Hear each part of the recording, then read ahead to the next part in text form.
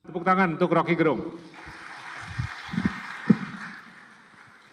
Oke, Gita. Terima kasih teman-teman mau berkumpul di sini untuk mengalami satu peristiwa berpikir.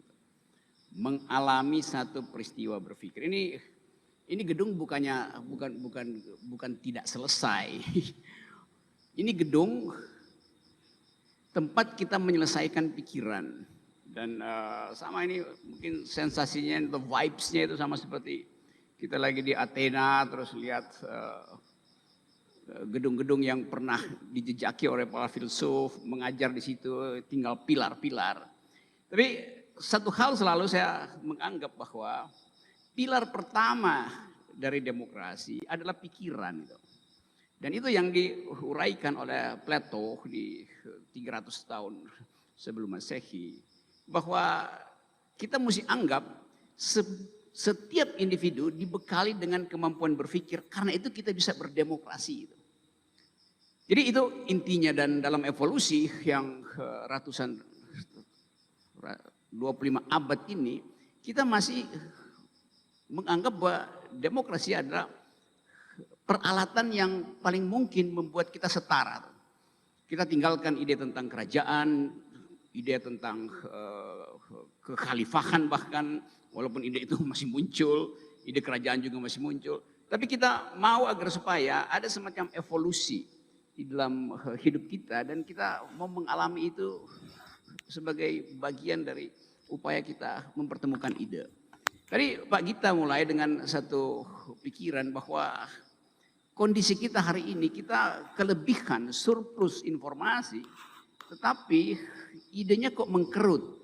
Bukan sekedar mengkerut, mengalami substansialisasi itu. Sehingga dia nggak gerak itu ide itu. Jadi yang kiri udah pasti kiri, yang kanan udah pasti kanan. Itu yang kita lihat ada 2 echo chamber. Yang sana sibuk dengan mengolah grammarnya sendiri, yang ini juga grammarnya sendiri. Sementara ada kekosongan di dalam upaya untuk bikin bridging supaya ada percakapan itu. Jadi begitulah keadaan kita hari ini. Nah, saya mungkin memulai menerangkan satu suasana yang membuat bangsa ini seolah-olah masih hidup di dalam sebuah republic of fear itu. Republik di mana kita pakai sebagai republik, kalau kita ingat istilah republik. Republik artinya semua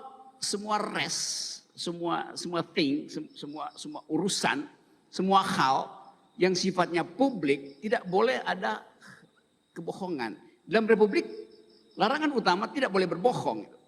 Karena ini adalah urusan publik. Urusan privat Anda boleh berbohong. Anda boleh sembunyikan WA Anda dari selingkuhan Anda misalnya. Dan selingkuhan Anda juga pasti sembunyikan dari selingkuhan dia yang lain gitu.